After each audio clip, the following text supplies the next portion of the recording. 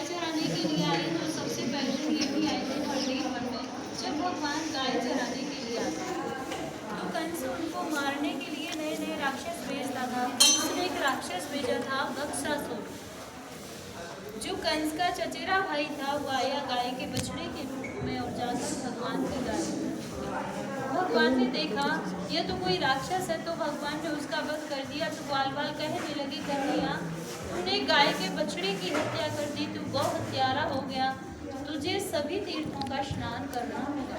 तो ठाकुर जी ने सभी तीर्थों को यहीं पर बुलाया हंडीर वन। मंदिर के सामने कुआं है, उसे अपनी बंसी से प्रकट किया, उसमें विराजमान हुए। तो सभी तीर्थों ने अपना रूप धर के भगवान को स्नान कराया। जब भगवान की स्तुति हुई थी तो इस कुएं में सभी तीर्थों का जल है। जब कभी भी सोमवती अमावस्या होती है तो उस दिन इस कुएं का जल सफेद हो जाता है। जिन माता बहनाओं की संतान नहीं होती हो, गर्भ खंडित हो जाते हो, तो यहाँ आकर इस कुएं पे स्नान करें। इस मंदिर में मनोकामना बोले तो उन्हें संतान की प्राप्ति होती है। दूसरी लीला है राधा कृष्ण के विवाह की, जो बहुत से भक्तों को नहीं पता राधा कृष्ण की शादी हुई है। पता इसलिए नहीं क्योंकि ज्यादातर भक्त भागवत सुनते और भागवत में इसके बारे में कोई जानकारी नहीं आती। हमारे 18 पुराण है, उनमें से एक आता है ब्रह्म वैवर्त पुराण। उसमें दिया हुआ है कि राधा कृष्ण की शादी इसी स्थान पर ब्रह्मा जी ने कराई थी। जब एक दिन कन्हैया जी और राधा रानी इस स्थान पर आए तो उन्हीं की माया से यहाँ पे हजारों खम्भों का मंडप प्रकट हुआ, जिसमें सभी खम्भे सोने के थे, जो रतन मोतियों से सुशोभित हो रहे थे। बीच में सिंहासन था, वो भी सोने का था, जिसपे चढ़ने के लिए 60 सीढ़ियां। राधा कृष्ण दोनों से सिंहासन पर विराजमान हुए। तभी ब्रह्मलोक से ब्रह्मा जी आते और अपने कमंडल में से जल लेकर राधा रानी के श्री चरण कमलों को धोते और उनसे उनके चरणों की भक्ति का वरदान प्राप्त करते। फिर पूरी वैदिक दोनों का विवाह कराते। तो विवाह में सारी रीतियां हुई थी, जैसे वेद मंत्रों की, हवन की, फेराओं की। तो लास्ट में विधि होती है मांग में सिंदूर भरने की। जब तक सिंदूर नहीं भरा जाता शादी मान्य नहीं होती है। तो जब ब्रह्मा जी ने कान्हा जी के हाथों से राधा रानी की मांग में सिंदूर भरवाया तो यहाँ पे उसी छवि के दर्शन है। यहाँ ठाकुर जी राधा रानी की मांग में सिंदूर भरते हुए। हाथ देखो, ठाकुर जी का हाथ राधा रानी के सिर के ऊपर है, चुटकी बनी हुई है हाथ में इस तरीके से। ये पूरे विश्व का एक ही मंदिर है जो भगवान के से अद्भुत शादी के दर्शन भांडीर वन में होंगे।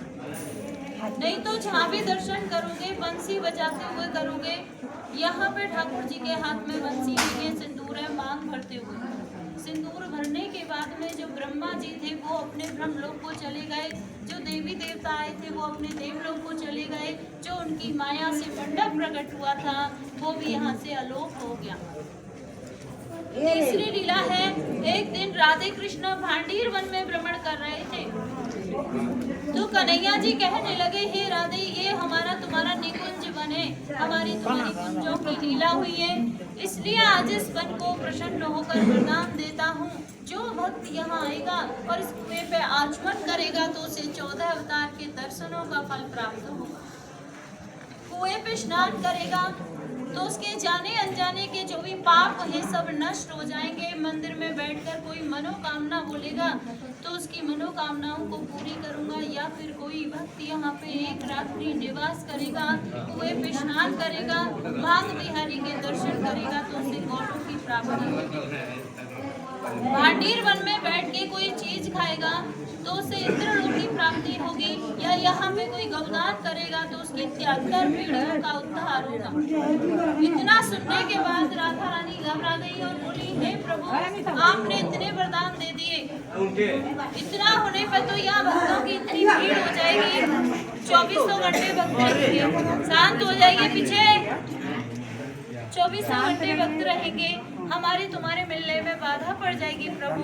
तो ठाकुर जी बोले, हे राधे गोपनीय, ये मेरा गुप्त स्थान है, यहाँ पे हर कोई नहीं आ सकता।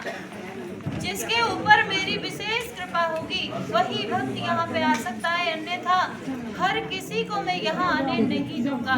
तो जब जिन भक्तों के ऊपर ठाकुर जी की विशेष कृपा होती है वही भक्त यहाँ तक पहुँच पाते हैं। तो एक विवाह का